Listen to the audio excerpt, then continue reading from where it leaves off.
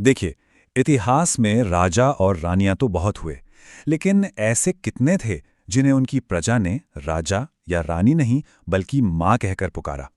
आज हम बात करने वाले हैं भारत की एक ऐसी ही शासक, एक दार्शनिक रानी अहिल्याबाई होलकर की। एक ऐसी असाधारण कहानी जिनका शासन आज भी सालों बाद भी एक मिसाल माना जाता है। सोचिए, राजा नहीं, मां चली गई। ये शब्द, ये किसी शासक के लिए नहीं थे। ये तो एक मां को खोने का दर्द था। यही वो आवाज थी जो उनकी मृत्यु पर मालवा की हर गली में गूंज रही थी। और बस यही एक लाइन ये बताने के लिए काफी है कि उनका अपनी प्रजा के साथ रिश्ता कितना कितना गहरा और असाधारण था। तो सवाल यही उठता है ना, कि आखिर ऐसा कैसे हुआ? वो भी 18वीं सदी के उस दौर में, एक ऐसा दौर जो उथल-पुथल से भरा था, जहां सिर्फ सिर्फ तलवार की ताकत ही सब कुछ थी। उस दौर में एक रानी अपनी प्रजा के लिए मां कैसे बन गई?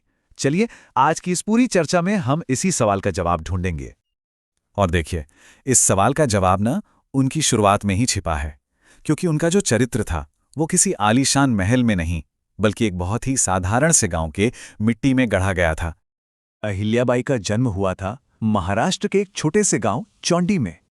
उनके पिता, जो गांव के पटेल थे, उन्होंने ही अहिल्याबाई को न्याय और धर्म के संस्कार दिए, और कहते हैं कि उनके वो महान गुण, मतलब दया, करुणा, न्याय की भावना, ये सब बचपन से ही उनमें दिखने लगे थे। और फिर एक दिन एक ऐसी घटना हुई जिसने उनकी किस्मत ही बदल दी। हुआ यूं कि मालवा के शासक मल्हार राव होलकर उस गांव से गुजर रहे थे। उन्होंने अहिल्याबाई को एक मंदिर में देखा, और वो उनकी किसी पदवी या धन दौलत से नहीं, बल्कि उनके चरित्र, उनकी सादगी और उनकी भक्ति से इतने ज्यादा प्रभावित हुए कि उन्होंने उसी वक्त फैसला कर लिया कि यही लड़की उनके बेटे की पत्नी बनेगी।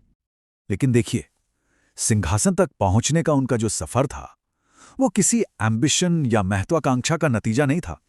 नहीं, ये सफर तो अपार व्यक्तिगत दुखों और त्रासदियों के एक सागर से निकलकर बना था।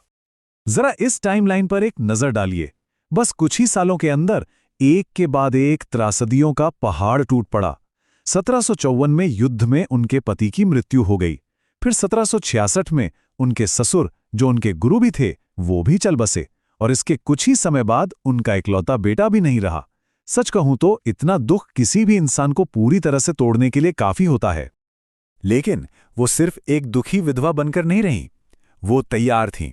उनके ससुर मल्हार राव ने बहुत पहले ही उनकी काबिलियत को पहचान लिया था, और इसीलिए उन्होंने अहिल्याबाई को एक शासक बनने के लिए पूरी तरह तैयार किया था। प्रशासन हो, न्याय हो या युद्ध नीति, हर चीज की बारीकी उन्होंने खुद सिखाई थी। और फिर वो साल आया 1767। ये वो साल था जब अहिल्याबाई ने आधिकारिक तौर पर मालवा राज्य की बागडोर अपने हाथों में ली, और यहीं से भारत के इतिहास में एक ऐसे सुनहरे अध्याय की शुरुआत हुई जो अगले 28 सालों तक चलने वाला था। तो सवाल ये है कि उन्होंने किया क्या? कैसे उन्होंने अपने इतने गहरे व्यक्तिगत दुखों को अपनी पूरी प्रजा की समृद्धि और खुशहाली में बदल दिया? चलिए अब इसे ही समझते हैं। देखिए, उनके पूरे शासन की नींव 3 बहुत मजबूत स्तंभों पर टिकी थी। पहला, अटूट न्याय। दूसरा, आर्थिक सुधार। और तीसरा, सैन्य सुरक्षा। एक एक करके इन्हें देखते हैं। उनकी न्याय व्यवस्था तो सच में अद्भुत थी। जरा कल्पना कीजिए, वो हर दिन पर्सनली एक अहिल्या दरबार लगाती थी। एक ऐसी अदालत जहां कोई भी आम इंसान, चाहे वो एक गरीब किसान हो या एक बेसहारा विधवा, अपनी समस्या लेकर सीधे उन तक पहुंच सकता था। कोई रोक टोक नहीं, कोई बिचौलिया नहीं।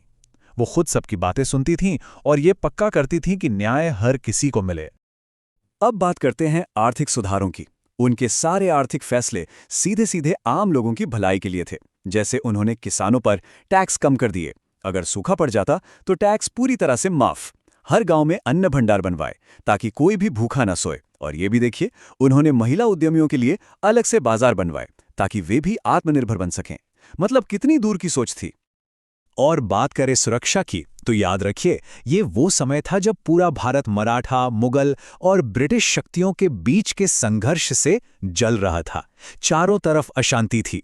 लेकिन उस दौर में भी अहिल्याबाई ने अपने सेनापति तुकोजी राव होलकर के साथ मिलकर मालवा को पूरे 28 सालों तक शांति और सुरक्षा का एक द्वीप बनाए रखा। उस युग में ये कोई छोटी बात नहीं थी, ये एक असाधारण उपलब्धि थी। लेकिन कहानी यहीं खत्म नहीं होती। अहिल्याबाई का जो प्रभाव था वो सिर्फ मालवा की सीमाओं के अंदर ही नहीं रहा। उन्होंने तो पूरे भारत के सांस्कृतिक और आध्यात्मिक ताने बाने को फिर से बुनने का, उसे फिर से जोड़ने का काम किया। ये नंबर जरा ध्यान से सुनिए, 1000 से भी ज्यादा। जी हाँ, 1000 से ज्यादा। उन्होंने अकेले ही पूरे भारत में इतने सारे मंदिरों, घाटों, कुओं और धर्मशालाओं का या तो निर्माण करवाया या फिर उनका जीर्णोद्धार करवाया। इससे उनके काम का पैमाना कितना विशाल था और उनकी सोच कितनी बड़ी थी, इसका अंदाजा लगाया जा सकता है। और उनके कुछ काम तो इतने महत्वपूर्ण हैं कि वो आज भी हमारी पहचान का हिस्सा हैं। जैसे वाराणसी में काशी विश्वनाथ मंदिर का पुनर्निर्माण, जिसे सदियों पहले नष्ट कर दिया गया था, उसे दोबारा बनवाना शायद उनका सबसे बड़ा और ऐतिहासिक काम माना जाता है। और सिर्फ काशी ही नहीं, सोमनाथ से लेकर केदारनाथ तक और रामेश्वरम से लेकर उज्जैन तक उन्होंने सचमुच भारत के कोने कोने में आस्था के केंद्रों को एक नया जीवन दिया। और वो सिर्फ ईंट पत्थर के निर्माण तक ही नहीं रुकीं, उनकी नज़र समाज पर भी थी। उन्होंने विधवा पुनर्विवाह जैसी प्रथा का समर्थन किया, बेटियों को संपत्ति में बेटों के बराबर अधिकार दिए। सोचिए, उस जमाने में ये कितने कितने क्रांतिकारी सामाजिक सुधार रहे होंगे। तो अब वापस उसी सवाल पर आते हैं। ये सारे महान काम तो थे ही, पर आखिर उनके चरित्र में, उनकी पर्सनैलिटी में ऐसा क्या खास था जिसने उन्हें एक रानी से मालवा की मां बना दिया? उनके जीवन का सबसे बड़ा और शायद सबसे शक्तिशाली पहलू यही दिखता है इस कॉन्ट्रास्ट में। देखिए, एक तरफ उनका अपना जीवन जो दुखों और त्रासदियों से भरा था, और दूसरी तरफ उनका सार्वजनिक शासन जो उन्होंने अपनी प्रजा के लिए खुशियों और समृद्धि से भर दिया। उन्होंने खुद एक तपस्वी की तरह सादा जीवन जिया ताकि राज्य का हर एक पैसा, हर एक सिक्का जनता की भलाई पर खर्च हो सके। असल में उनका चरित्र ही उनकी सबसे बड़ी ताकत थी। सोचिए, एक रानी जो बेहद सादा जीवन जीती हो, जो बिना किसी गार्ड के आम लोगों के बीच चली जाती हो, जिसके लिए भ्रष्टाचार बिल्कुल बर्दाश्त के बाहर हो। उनका हर एक फैसला बस एक ही तराजू पर तौला जाता था, और वो तराजू था न्याय और धर्म का। और ऐसा नहीं है कि ये बातें सिर्फ हम आज कह रहे हैं। उस दौर के एक ब्रिटिश इतिहासकार थे, जॉन मैल्कम। उन्होंने अपनी आंखों से ये सब देखा था, और उन्होंने लिखा कि अहिल्याबाई होलकर ने जो काम किए वो किसी भी यूरोपीय रानी के लिए करना तो दूर, सोचना तक असंभव था। ये बात उनके काम को एक ग्लोबल पर्सपेक्टिव देती है। और फिर 13 अगस्त 1795 को उनका निधन हो गया। उस दिन मालवा ने अपनी रानी को नहीं, अपने शासक को नहीं, बल्कि अपनी मां को खो दिया था। और देखिए, कहानी ठीक वहीं आकर पूरी हो जाती है जहां से हमने इसे शुरू किया था। तो अंत में बस एक सवाल छोड़ जाते हैं।